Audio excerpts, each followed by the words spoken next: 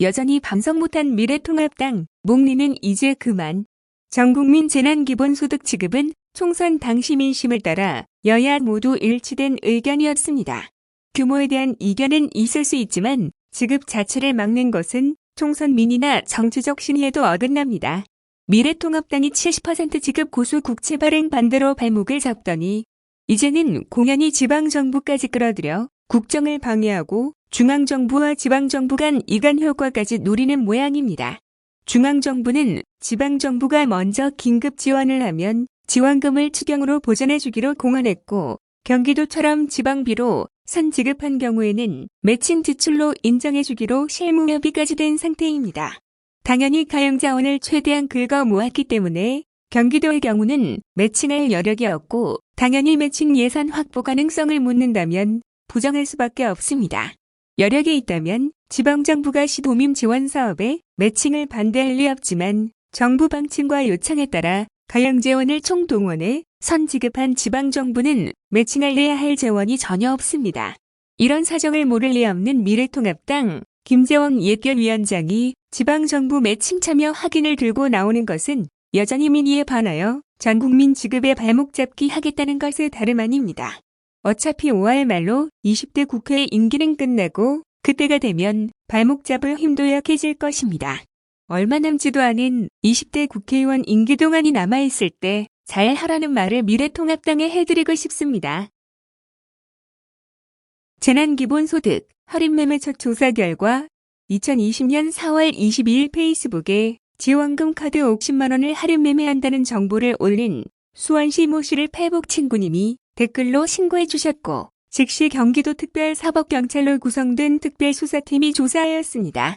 이틀간 조사한 결과 할인 시도한 지원금은 경기도 재난기본소득이 아닌 중앙정부가 지급한 기초생활수급비 카드였습니다. 경기도 재난기본소득이 아니어서 수원시로 이첩하고 환수 등 조치는 수원시에 맡겼습니다. 중고 거래 사이트나 SNS를 이용한 경기도 재난기본소득 할인매매 시도는 특별수사팀의 함정조사 등을 통해 즉시 전원 적발됩니다. 할인매매를 시도한 당사자에게 지급한 재난기본소득은 물론 알선 광고 매수 가담자 본인에게 지급된 경기도 재난기본소득도 모두 현수하고 처벌됩니다. 공정하고 투명한 사회는 우리가 합의한 규칙을 지키는 것에서부터 출발합니다. 최소한 경기도에서만큼은 작은 이익을 위해 처벌과 환수를 감수하며 규칙을 어기지 말아주시기 바랍니다. 다음은 배달앱 관련 뉴스입니다. 경기도가 지난 23일 배달 주문 중개 뽑기 1위 사업자인 우아한 형제들과 2, 3위 운영사인 딜리버리 히어로 간 기업 결합에 대한 엄중한 심사를 공정거래위원회에 요청했다고 24일 밝혔다. 이들 기업의 결합 건은 현재 공정거래위원회에 접수돼 승인 심사가 진행 중이다. 도는 또 우아한 형제들이 주문 유도 할인 쿠폰 및 최대 50개 가맹 브랜드와의 제휴 할인 쿠폰 공세를 펴고 있는 것에 대한 법 위반 여부도 면밀히 조사해 줄 것을 공정위에 요청했다. 이번 요청은 경기도와 공정위가 2019년 10월 체결한 공정한 경제 질서 구현을 위한 업무 협약에 근거한 것이다. 도와 공정위는 중소상공인 보호와 소비자의 권익이 보장되는 공정한 거래 환경 조성, 불공정 행위 구제를 위한 협력 체계 구축, 실태 파악을 위한 공동조사 등에 대한 협력을 약속한 바 있다. 경기도에 따르면 2018년 기준으로 우아한 형제들은 55.7%, 요기요와 배달통은 각각 33.5%, 10.4%로 배달 주문 중개, 플랫폼 시장을 독식하다시피 하고 있다. 2019년 이후 쿠팡이 지등 후발 주자가 있지만 시장 점유율이 미비해 기업 결합이 승인되면 인수사업자, 딜리버리 히어로의 국내 배달 주문, 중개의 시장 점유율은 약 99%에 달하게 돼 시장 독점화가 우려된다는 것이 도의 주장이다. 이와 관련 지난해 12월 27일 추혜선 정의당 의원, 4월 7일 노웅래 더불어민주당 의원이 공정위에 엄정한 기업 결합 심사 촉구를 요청했고 4월 3일 소상공인연합회도 우아한 형제들 수수료 정책 개편에 대한 논평과 관련 기업 결합 심사 과정에서 공정위가 상세한 조사에 나설 것을 촉구했다. 이재명 경기도지사 역시 지난 6일 배달앱 독과점 및 불공정 거래 관련 대책회의를 열고 배달의 민족의 기업 결합 심사 과정 등에서 독과점 같은 부정적 측면들을 감안해달라고 공장위에 요청하겠다는 뜻을 밝히기도 했다. 한편 2020년 2월 실시한 경기도민 인식조사 결과 도민의 72%는 배달앱 1에서 3위 업체의 합병에 대해 수수료 인상, 서비스실 저하 등의 피해 발생을 우려하고 있는 것으로 나타났다. 다음은 코로나19 긴급대책단 정례 브리핑 관련 뉴스입니다.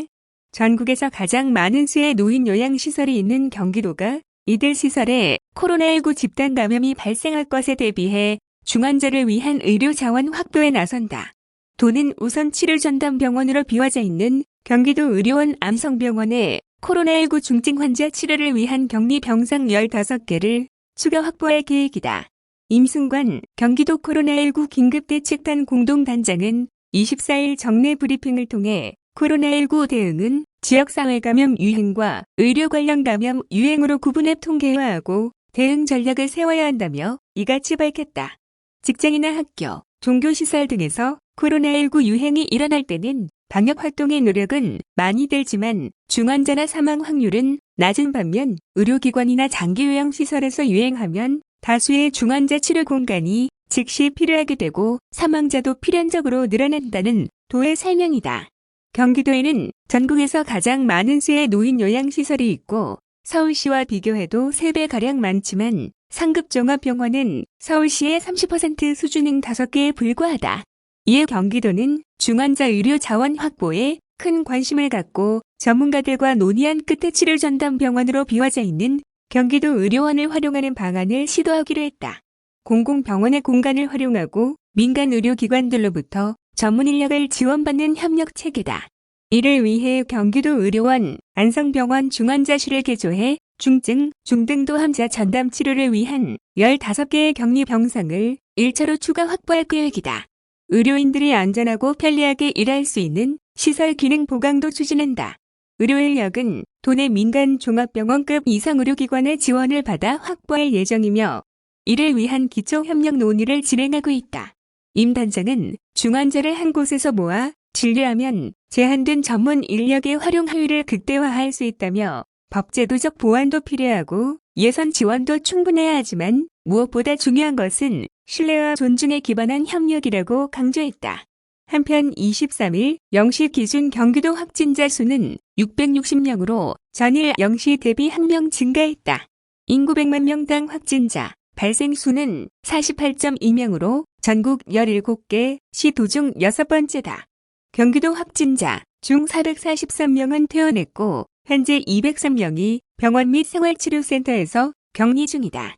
4월 1일 이후 도내에 발생한 확진자 159명 중 35.2%에 해당하는 56명이 해외 입국자다. 경기도 병상 운용 현황은 23일 0시 기준 국가지정 입원 치료 병상 운영 병원 3곳, 경기도 공공의료기관 6곳, 성남시 의료원 1곳 및 도내 민간 상급종합병원 6곳에 3곳이 더 협력해 총 19개 병원의 473개의 확진자, 치료 병상을 확보하고 있으며 현재 사용 중인 병상은 35.7%인 169병상이다.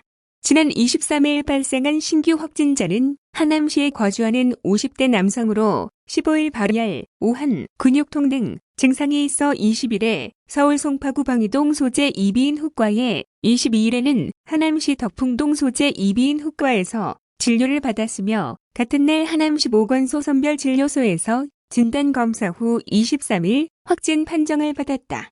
기초역학조사 결과 이 확진자는 지난 13일과 14일 양일간 성남시 중원구 소재 직장에 출근했고 15일 국회의원 선거 투표에 참여했다. 현재까지 서울시를 포함한 접촉자는 29명으로 파악되며 서울 송파구의 확진자 발생 상황을 전파하고 방역 등 조치를 요청했고 도 직각 대응팀을 파견해 심층역학 조사를 통한 추가 접촉자를 파악하고 있다. 투표 시에는 마스크 및 장갑 착용으로 접촉자는 없는 것으로 파악됐다. 도내 접촉자 25명 중 밀접 접촉한 16명에 대한 검체 검사 실시 결과 현재까지 확진자의 가족인 배우자와 딸 2명이 추가 확진됐으며 14명이 음성 판정을 받았고 나머지 접촉자 9명에 대해서는 검사 예정이다. 지난 22일 포천시 한석내과의원의 경우 확진자 1명이 추가로 발생해 현재까지 확진자는 총 7명으로 환자 3명, 미화원 1명, 가족 등 접촉자 3명이다. 추가 확진자는 한석내과의원 투석 환자이며 지난 11일 첫 확진된 투석 환자와 접촉한 것으로 확인된다.